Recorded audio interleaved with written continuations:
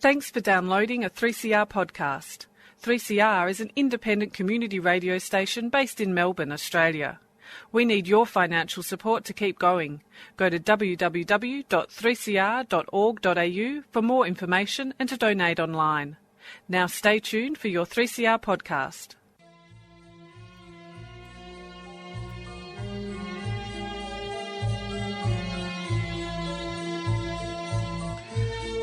Sabah al-Khair, good morning dear listeners. You're listening to Radio 3CR on 855 AM and Palestine Remembered with Yusuf Ahmed al-Rimawi, Nasir al-Mashni and Robert Martin. Our episode today will be dedicated to the painful memory of Sabra and Shatila massacre. Stay with us.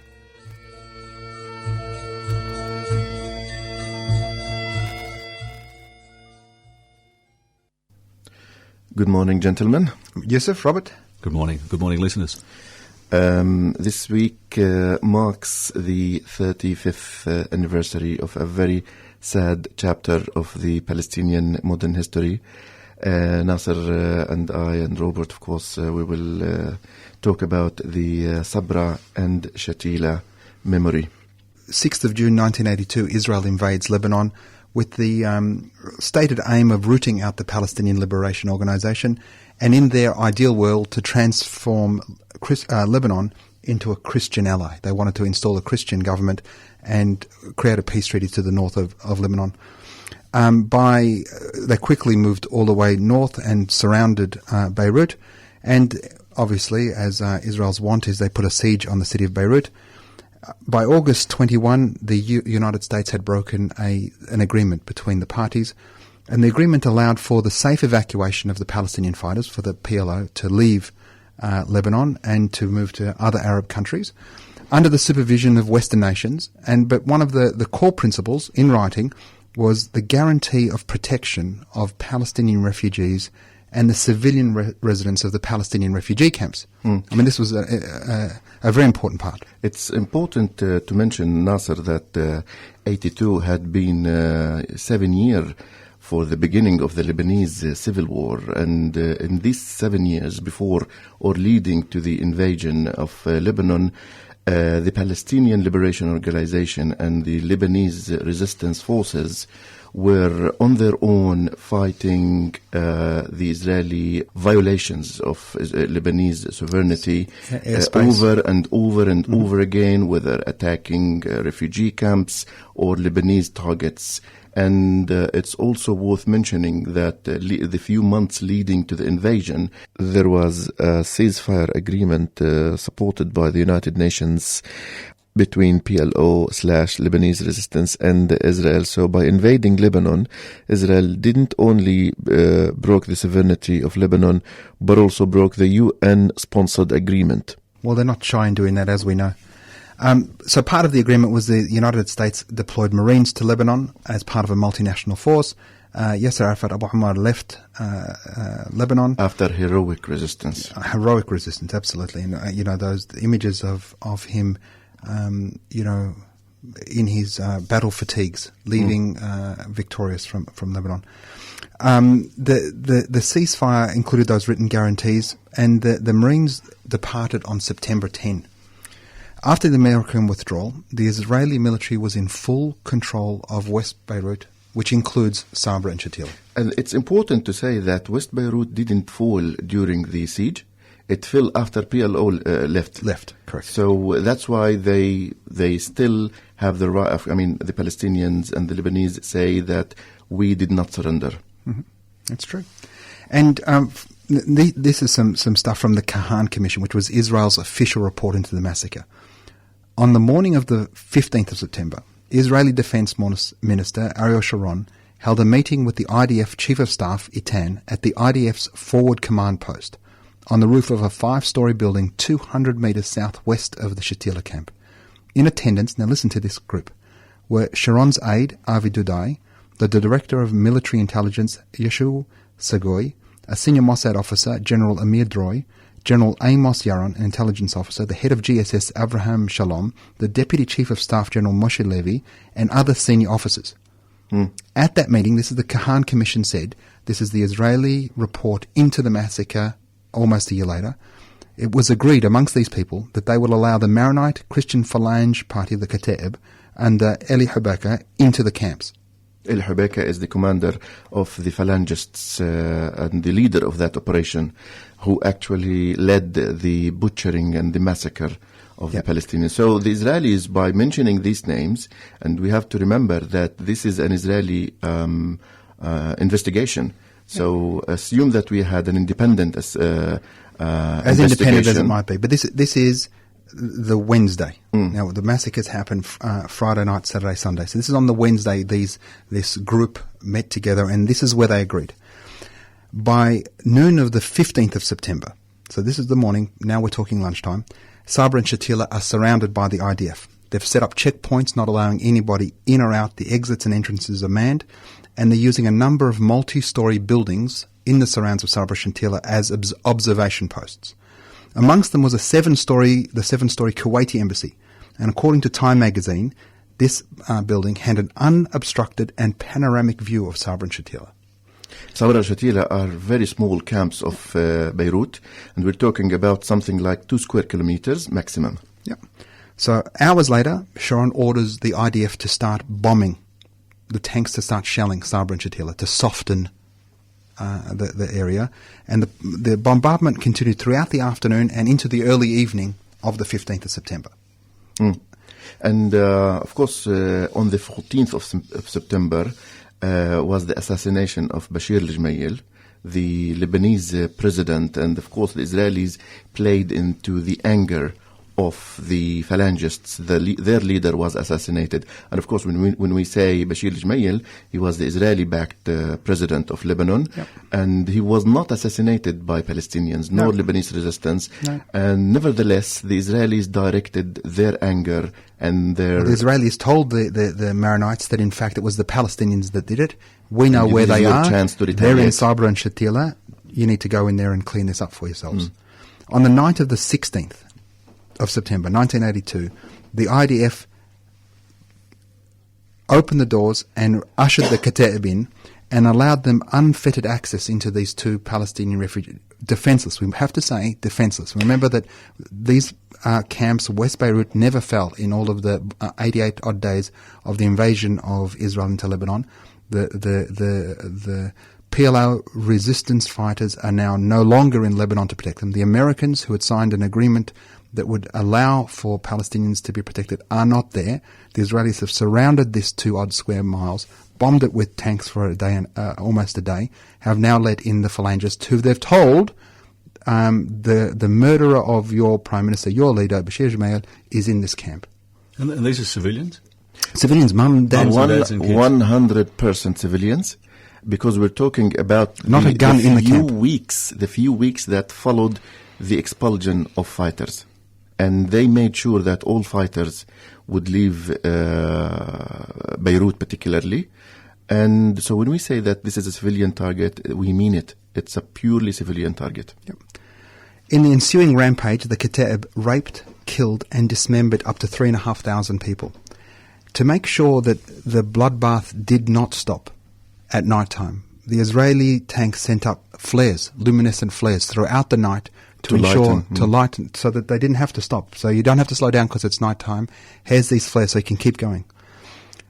Nearly all of the dead were women, children, elderly men.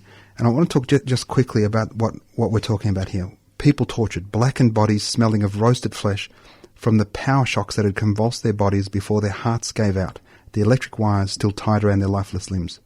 People with gouged out eye sockets, faces unrecognisable with gaping holes that had been plunged them into darkness before their lives were thankfully ended. Women raped, not once, but 2, 3, 4 times, horribly violated, their legs shamelessly ripped apart, and not even the cover of clothing to preserve their dignity at the moment of death. Children dynamited alive. So many body parts ripped from their tiny torsos, so hard to know whom they belonged to, just mounds of bloodied limbs amongst the tousled heads of children in pools of blood. Entire families executed, lined up against the wall, blood upon blood, more blood sprayed on the walls, whole families axed to death in a frenzy. I mean, it just beggars belief. And these are quotes from different journalists. And Janet Leigh, she was an American journalist, some of those were hers, later wrote to her husband, I saw dead women in their houses with their skirts up to their waists. I mean, legs spread apart, dozens of young men shot after being lined up against an alley wall, children with their throats slit, pregnant women with their stomachs chopped open. I mean, just sickening stuff. Were you saying that there's never been a charge laid? There's never been a proper investigation? I mean, this is premeditated massacre. The first attempt to bring the perpetrators to court was 15 years later, and it was intercepted by the assassination of the main suspect, Elih Beqa, that Nasser mentioned. Yeah. And he was only assassinated when there was a court, but he was welcomed to Damascus and other Arab cities as a minister. So not only he got away with the murder, he was rewarded and became a minister in a Lebanese cabinet. So we're talking about a complicity from elements from within Lebanon, from Syria, from the Arab world, and internationally. So the IDF surrounded a village, threw bombs, grenades, tanks to loosen them up. And then for at least 24 hours, 48 hours... They unleashed... Almost 3 days. For 3 days straight, they killed, butchered, murdered, anything that they saw. And bodies were found tied up? Oh, mate, just sickening stuff you can't even imagine. But in that, the Israelis gave the Kataib speed to keep them awake, alcohol to keep the orgy just going. I mean, it's sickening shit. And we're talking about, an estimated number of 600 fighters raiding 2 small suburbs of Beirut, 2 small camps, circled camps, and they distributed their time into rooster or shifts so that fighters would, when they feel tired of butchering people, because it's, you get tired. Laborious. And so you would sleep until other people take your role, and then you wake up again, and. So we're talking about systematic, orchestrated act of death that was thrown onto civilians, and that took place for nearly 3 days. Well, I mean, that's unequivocally a terrorist organisation. I mean, that's unequivocally, and we talk about ISIS and Daesh. And the UN, in fact, ended up calling it a genocide, but and so, some family members took Ariel Sharon to the Belgian court and endeavoured to put a prosecution to bear there. The Americans then interceded into the Belgians and said, you can't try a foreign person. They appealed, and by then the jurisdiction of crimes against humanity went to The Hague, and they said the cut-off point is 2002, and that happened in 1982, so it's beyond the jurisdiction of this court, and so the action never ever went anywhere. Look, they're sitting there dormant, still nothing. Well, no, nothing can happen. It's, there's no court that can hear it. The families of the people that... As it was happening, there was no coverage. So the first sign of coverage, or the first spotlights of media coverage, was maybe 3 days later, or 4 days later. Yeah, I think Fisk went in a day and a bit in, and said something. There was enough to come out that the Americans actually knew something was going on. Ronald Reagan called Menachem Begin and said, "What the?" But didn't actually fulfill his obligation as a human being. But in terms of international public opinion, it wasn't until day 5, day 6. And Robert Fisk wrote an important book about that, "Pity the Nation." Yep. And I encourage our listeners to read it. He wrote a piece I remember reading years ago, maybe 1997. It was at the 15-year anniversary. Here we are, 35 years later. But he said, imagine if Palestinians had killed 3,500 Jews. Would this day not be commemorated? Would we not know the names of? Would we? And here we are in Great Britain. He wrote the article from. 15 years later, not a mention of it anywhere. Not even a little paragraph. Let alone that people don't know what Sabra and Shatila is. So in 1983, the Kahan Commission was put together, and it concluded with a couple of important findings. Ultimately, that the Israeli leaders were indirectly responsible, but that Ariel Sharon, then the defense minister and later prime minister, bore personal responsibility for failing to prevent them, and for ignoring the danger of bloodshed and revenge. The fact is he ended up losing his ministry, but he was a minister without portfolio in that government, then went on to become Prime Minister and the leader of another party. So people loved him because of it in Israel? Well, I would say it. Look, we don't want to say because of that. I'm asking. I'm not saying. But people or the Israelis who vote for fear-driven agenda would see in somebody like Sharon as the person who is able to bring law and order and security. To protect them.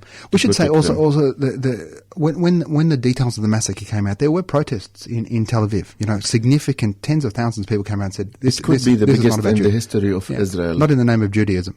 The reality is those Jews of 1982, they're not about anymore any great number. I mean, if you're a leftist today, you have a look at Benjamin Netanyahu's son, who's posted a picture on Facebook or Twitter with, a full anti-Semitic.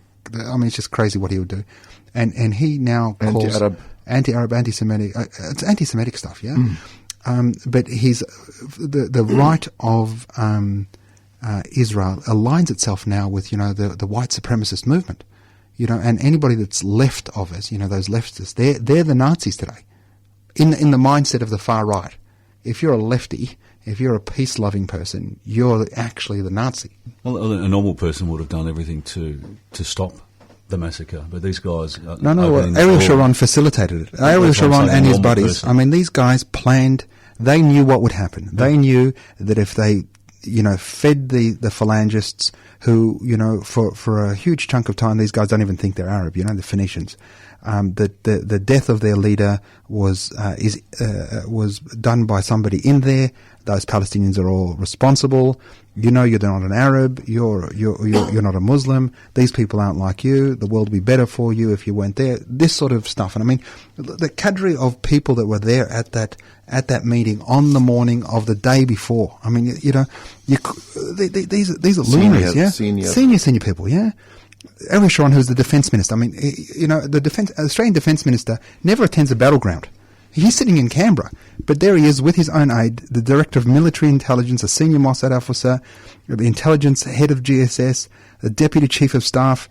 This is, they know what's going on. Number 1, 2, 3, 4, 5, and they're there saying, okay, tomorrow we're going to do this. Shit. So this year is the 35th anniversary of Sabra and Shatila, the day that humanity really witnessed a black chapter. And I say black not because it's, we don't want to compare 3,000 versus 500,000 somewhere else. It's because they didn't get the coverage they deserve.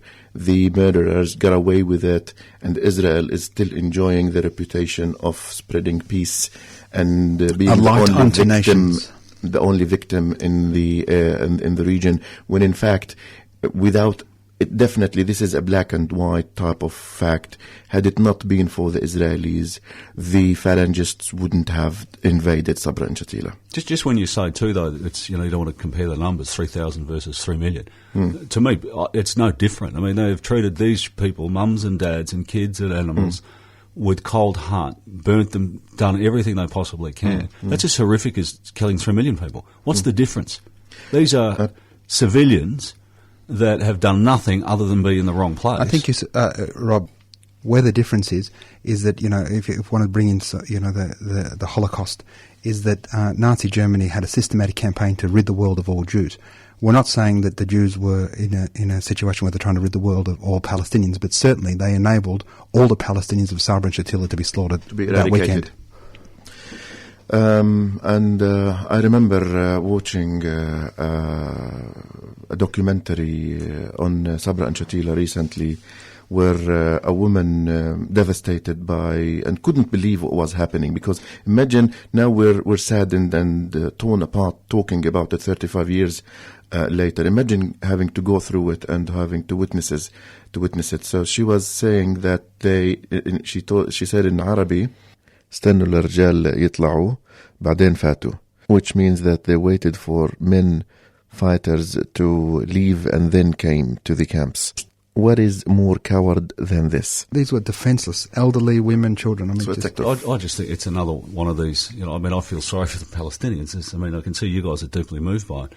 But the fact that this is another thing that they've had to live through that's been swept under the carpet, and they're labelled the terrorists, and they're labelled the haters. This is why we still talk about them, and we will always talk about them. And this is, if there is any Palestinian who has relatives from Sabra and Shatila or inside Sabra and Shatila today, we want to tell them that we will never forget their that moment, and we will keep remembering and commemorating that tragedy forever. So, Nasser, as a Palestinian, I mean, obviously you grew up what with it all. What was your recollection when this was occurring? Because your dad would have been telling you, and you were old enough to understand. Yeah. So I was 12 when this happened, and I remember, it wasn't unusual for us to see Dad crying.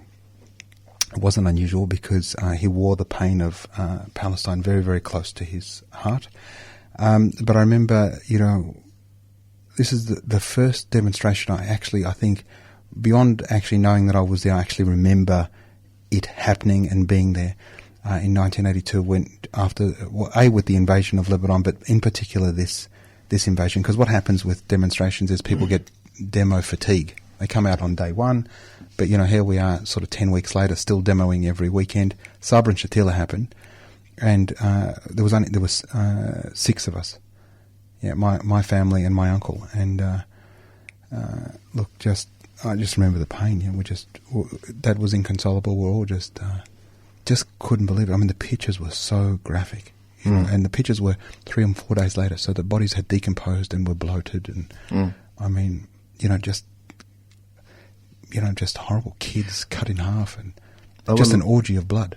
I think it's fair to say that Palestinians' lives were no longer the same after Sabra and Shatila. This massacre was a turning point in our memory and history, even though we witnessed many, many defeats and massacres. And I say this because of the sheer pain we still have in our hearts. When you bombard with one big bomb a village or a city, and then you kill 5,000 people, it's tragic, and you killed a whole population. But it is more tragic when you go one by one. You kill these 5,000 people one by one. You take your time, you smoke, you have fun, you sing, and you butcher innocent people. And we're talking about, like Nasser said, women, children, elderly people, and you take pleasure. You take pleasure in doing so. So this is what we are talking about when it comes to Sabra and Shatila. And the promise that the world had made us. The promise was, we will look after your people. You can leave America. It was a written agreement too. It wasn't just a handshake. It was written. It was a written agreement that PLO, after PLO leaves, the refugee camps will be protected, and it was under the custody of the Americans. But we were let down by all humanity. By humanity, we were let down by the Lebanese. I don't want to say all of them. By elements from Lebanon, and we were let down by the foreign policy of the United States and the world. And of course, I don't want to say let down, but our enemy Israel took the biggest role of making sure that this massacre takes place to its fullest extent. Well, my heart goes out to everybody, because people can't see you guys. I mean, I'm pretty emotional now from seeing it. It's like Nasser's been, you're living it again. But I think one of the biggest tragedies is that the Palestinians are demonised, and you hear the stories of Nasser's father crying, I was maybe too young to remember details or to understand, but old enough to feel the pain in our family. My father is a poet. He wrote a collection of poems titled Hallat min Sabra Ashtar, and it was an open wound, and still is, that we're still bleeding, and until the day justice prevails and the Israelis and the remaining of criminals are brought to court.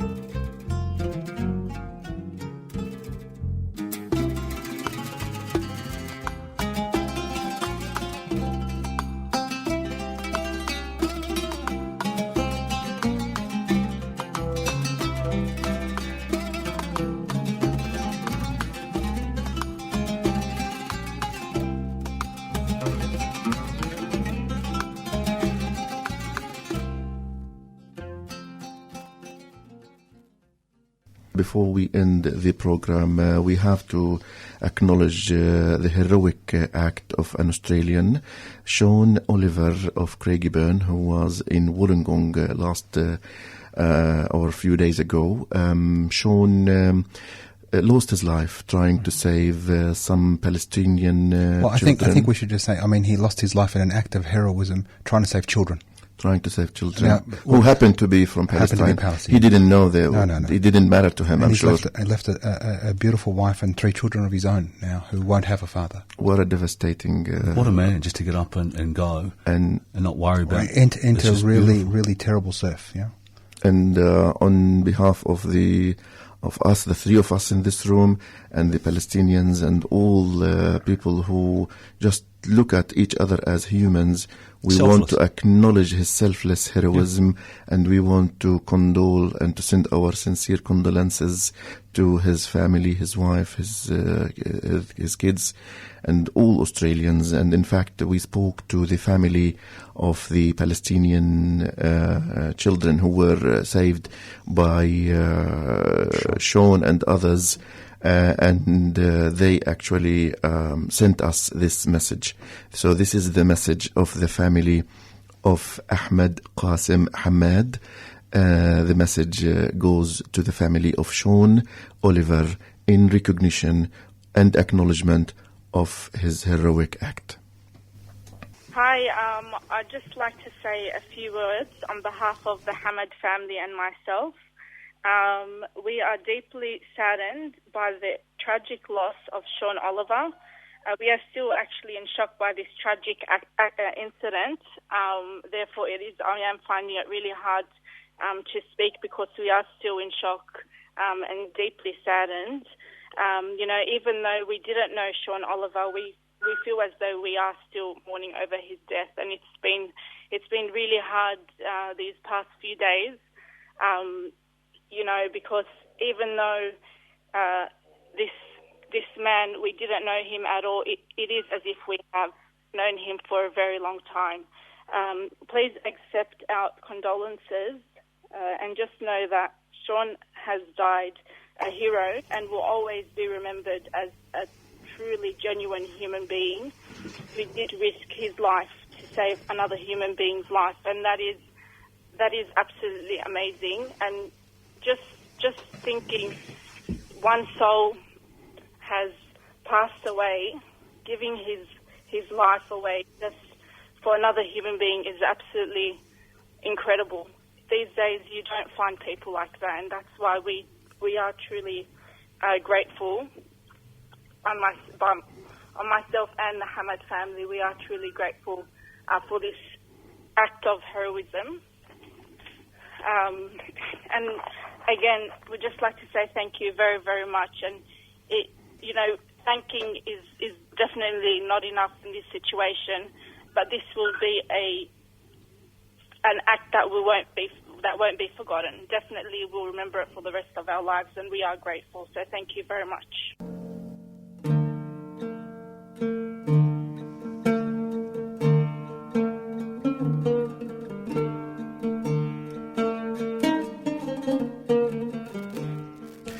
With this, we've come to the end of this week's episode of Palestine Remembered, that was totally dedicated to the memory and pain of the massacre of Sabra and Shatila, and also the heroic legacy of Sean Oliver.